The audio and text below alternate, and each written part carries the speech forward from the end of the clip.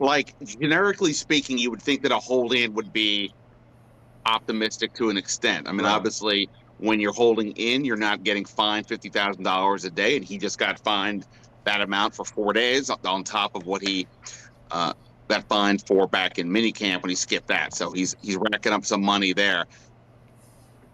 But I don't know that we're actually signals that we're any closer to a deal. Beyond that, it seems like these two sides are dug in. I'll be honest, I'm surprised that it's reached this point. I've been saying for a while, kind of wake me up when we get to training camp because typically these things get done.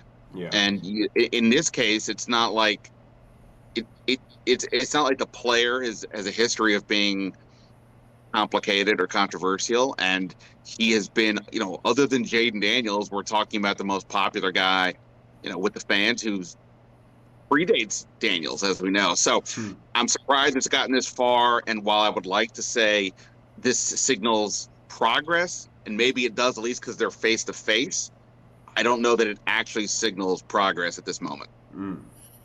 Yeah, and he is there now. So, like you said, it's a step forward, I guess, if you want to call it that. But is there like a time or like a date where you kind of get worried, or not really worried, but you kind of say, okay, why isn't the deal gotten done yet? Like, is it a couple weeks in the training camp? Is it like week? Do you think he's going to actually miss week 1 of the season if it really comes to that? Yeah, I had Adam Schefter on my podcast, Last Man Standing, last week. I've lost track of the days anymore because of with training camp here. But I had him on the other day, and he's obviously seen a lot of these things over the years. I was like, tell me what you see here. Does this seem like a garden variety situation, or is this more here than meets the eye? And he was basically like, look, again, kind of using my thing, wake me up when we get to a certain point. For him, it was sort of like the second preseason game. If by that point we're still here, then maybe there's a problem. But here's how I see this thing. There's a couple layers to this. There's the problem of the playing, right? So at some point, I'm sure Terry is fine. I mean, I'm sure he's been working out this idea that he's gone PUP because of an ankle injury. Yeah. I thought it was funny. I mean, I looked it up. He wasn't even on the injury report in the Eagles NFC Championship game. But I mean, I guess he could have hypothetically injured himself then. But it's been 7 months or whatever it's been since then. So you could even bring up the early April voluntary workouts that he was involved in as well, Ben. You could. So yeah, I don't know. But in any event, that aside, I assume he's ready physically. The issue, though, with these types of situations is you're having to discuss this from a way of like kind of downgrading the player, right? Because if in order to say, well, we don't think you are worth X, why? Well, these are some benchmarks that we think that you maybe fall short in, or we think, we understand that certain other receivers may be getting paid this, but we don't see you there. What does that do for not just the relationship with the player, but what does it do for the locker room? And one thing that's interesting, Mclaurin, as you guys know, 2 weeks ago, I guess at this point, came out and spoke for about 30 minutes. He was doing a commercial shoot at Eastern Motors. I was there, and he spoke for about 30 minutes afterwards. He was pretty candid. I mean, it went for a lot longer than any of us thought. He was, into it, explaining, hey, I feel this is like a respect thing. It's not exactly about the money, although it's about the money, but it's about what the money represents. And he's feeling like, what else do I need to do here? I've paid my dues. I've put in the time. Now, Peters and Quinn weren't here for all the garbage years that Mclaurin had to deal with and all the different quarterbacks, but it happened. We all know it. They know it. So, but at the same time, I partly get where the team's coming from, because maybe age isn't the biggest deal, but he's going to be 30 in September, which, at the age I'm at, 30 sounds great. But from an NFL receiver perspective, it can be a moment where things start to go downhill. I mean, like Art Monk had 2 1,000-yard receiving seasons after the age of 30. Jerry Rice had a bunch of them. Devontae Adams last year. So it's not like it can't happen. But, okay, teams are paying for a future, not what you did.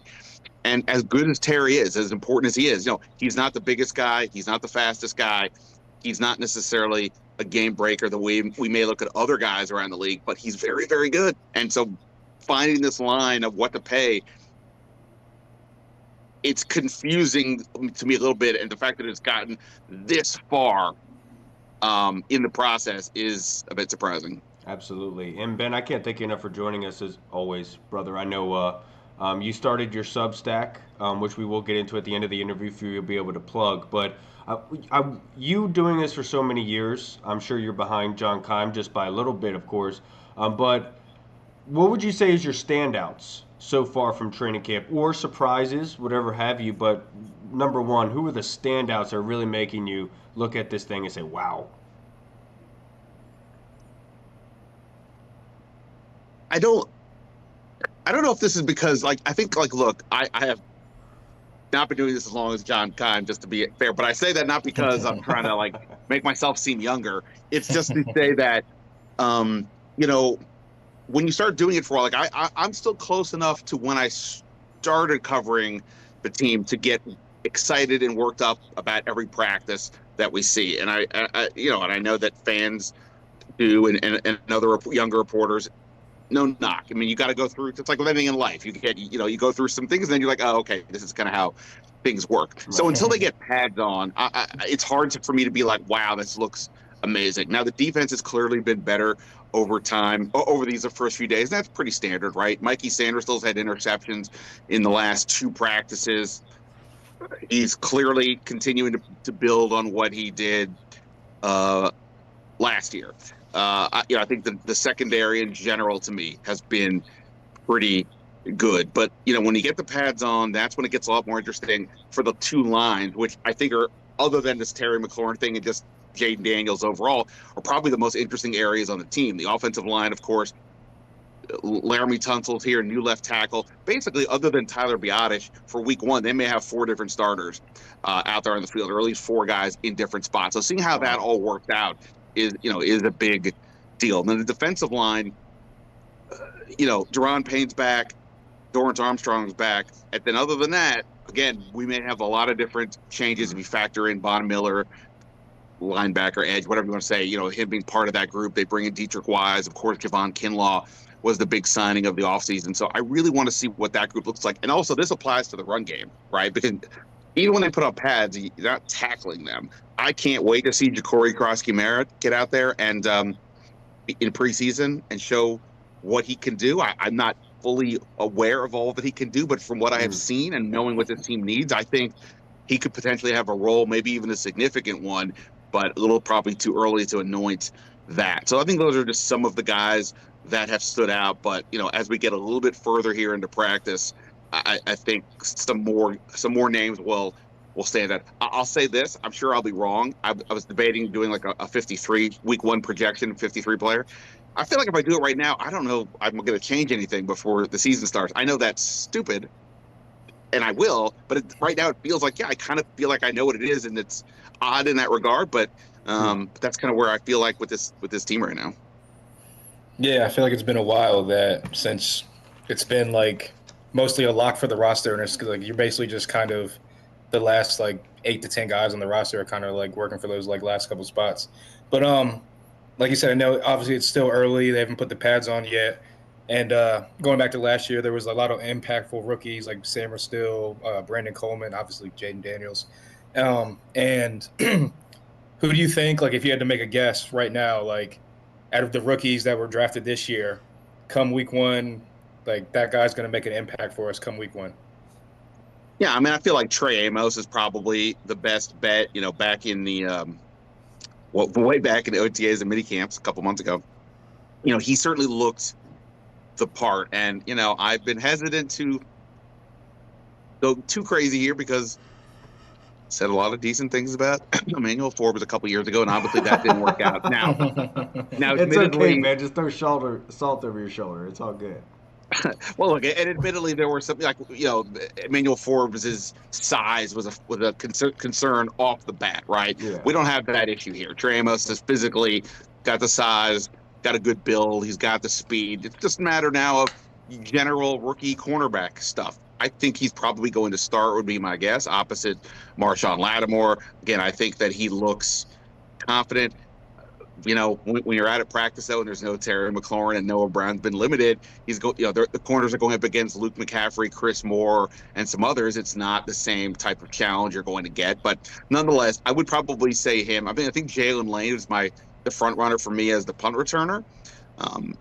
He had a big catch today in practice, but overall, I think he's receiving. I'm sort of a work in progress as far as I'm looking at it. But I would say, and I didn't mention, of course, the first round pick Josh Connerly. He's just a young 21 years old. That doesn't mean he can't start. But you have Andrew Wiley, who's the starter the last 2 years. It wouldn't stun me if Wiley ends up starting week 1, or they do that sort of rotation deal they did last year between Coleman and Lucas. So, I'll put Amos, though, as the rookie to keep an eye on.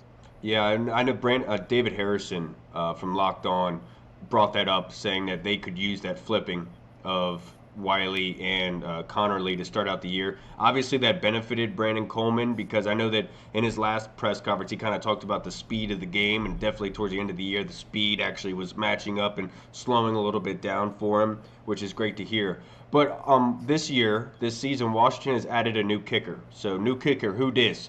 So I wanted to talk to you about Matt Gay and how he's done so far at training camp and the small sample size you've gotten so far. Yeah, definitely a small sample size for sure. I mean, I think the deal.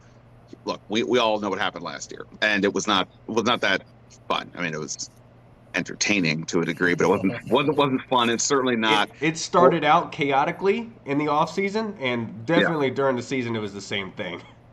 Yeah. No, I mean, look, I don't want to diss Austin Seibert and Gonzalez and some of the other guys, but they wanted to get a more stable guy. Now, Matt Gay has been that guy. 2 years ago, he was signed by the Colts to the largest free agent contract ever for a kicker, because he had been so successful during his stint with the Rams, not just overall accuracy, but from deep. Whatever happened with Indianapolis, things went sideways. He only was hitting on 50% of his kicks from beyond 50, and the percentage dropped overall. And so, he's making good money. The Colts said, hey, we're going to have to move on from there. I get a sense, though, that he is generally still viewed as one of the, if I say better kickers, I'm not necessarily saying top 5 or 10, but maybe. I mean, he at least has that potential because of what we have seen. Kickers can be a weird bunch. They're kind of like middle relievers in baseball or relief pitchers in baseball. Year to year, stability is not always in the cards, but I think they think from a leg perspective, he's going to give them more confidence to be able to take shots from 50 plus, rather than thinking we need to, go for it on fourth and decent size distance. So, look, if he can make all the extra points, make everything inside of 50 more or less, great start. And then if he does give them that, more consistency from deep, then that goes a long way. So far so good, but kicking in practice is obviously a lot different than kicking in the games. My man. And to wrap this up, Ben, I know you don't have much time. You got to write on the Terry situation, but only a couple more questions for you. We could do rapid fire if you'd like, sir. But I wanted to ask you in regards to Von Miller and his impact so far, just from the little bit you've been able to see from him on the field. Of course, you got to be able to speak with him and off the field at his presser this week. But on the field, what are you noticing? Yeah, and we got a little more time than I thought when I talked to you earlier. Well, again, similar with the defensive line, when I said before about the line play, until there's pads on, until there's more real game action, it's kind of hard to say. But we know who he is. Last year, if you just look at the raw numbers, he had 6 sacks. You might be like, well, okay, that's less than Dante Fowler. It's not a big number. What are we talking about? Yeah, we get the career, but is that a lot? Well, but then you look at it, he played less than like 34% of the snaps last year for the Bills. And when you look at his total number of pass rush attempts and then his win rate from that, he was a top 10 edge rusher last year. And the other guys in the top 10 are all the guys you would say are the best pass rushers in the league right now. So on a pure play-to-play basis, Von Miller is still pretty good. I asked him the other day, how's he become so efficient as a pass rusher, considering he's playing fewer snaps? And he's like, well, yeah, I don't have the time anymore to set up an offensive tackle or get a read for what the tackle is good or weak at. Now it's just like I'm a basketball player coming in off the bench. You give me the ball, I'm shooting a three. There's no dribbling. I mean, there's no passing. We're not running a play. I'm just going to shoot. And I think that's what they're going to get out of him. And that's okay. I think they needed that type of designated pass rusher. In theory, they've got a lot of beef inside at the tackle spot. They add Dietrich Wise to give them more of a run stopper on the edge, although he could still get after the quarterback. They've got depth. What they were lacking is the upside. And it's hard to say that the 36-year-old is the upside play, but in terms of getting after the quarterback, it probably is the case. And, it's going to be between having him and Bobby Wagner around. If you're a defensive player and you are not picking their brain to how they've been successful in this league and stayed around, I don't know what you're doing. You don't have to go to Canton in a few years to talk to them or to see information about them. They're right there. Go talk to them. And I suspect a lot of guys are going to do just that. So I think having a player like that, a been there, done that guy, is going to go a long way. And like I said, if he's able to, in the second half of games, be fresh enough to get after the quarterbacks, that's going to be a big help for a team that, they had a decent amount of sacks last year, but I think, I never really felt like they had some great pass rush, and having Von Miller should help that. Absolutely. Hall, do you have another one for Ben?